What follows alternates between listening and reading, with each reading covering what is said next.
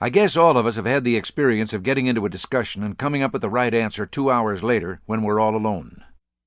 My award for someone who thought of the right answer while the discussion was still going on is a young man named Brad Lineweaver, a member of Young Americans for Freedom at Pennsylvania State University.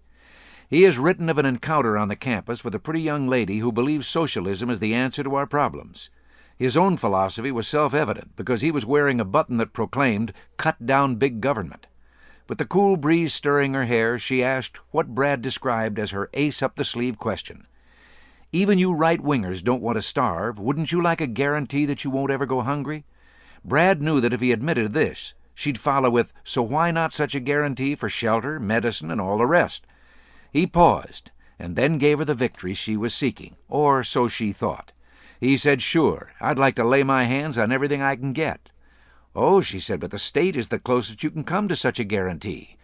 Brad described her as braced for a counterattack involving the magic of the market mechanism. But he threw another curve. "Sure," he said, "I grant that. There's something more.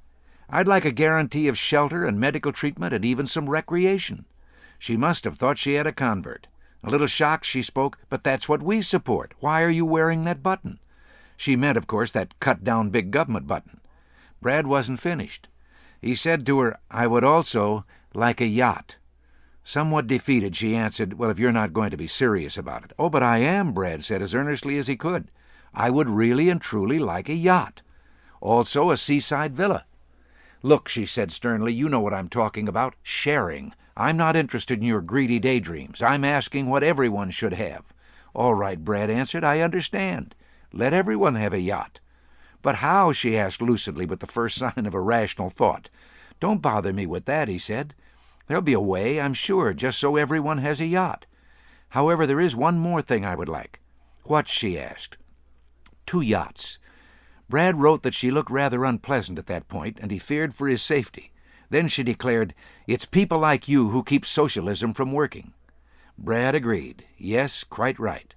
Perhaps if people like me were put away somewhere, socialism would have a chance. By now she was really glaring as she tried to think of an answer. Brad continued, "But there's still one problem. How many are there like me?" "Well, not as many as you think," she said, and walked away. And then Brad came up with a really appropriate last line. He wrote, "There she's wrong, and that's why she's a socialist." How right he is. Socialists ignore the side of man that is of the spirit. They can provide shelter, fill your belly with bacon and beans, treat you when you're ill, all the things that are guaranteed to a prisoner or a slave. They don't understand that we also dream. Yes, even of sometime owning a yacht.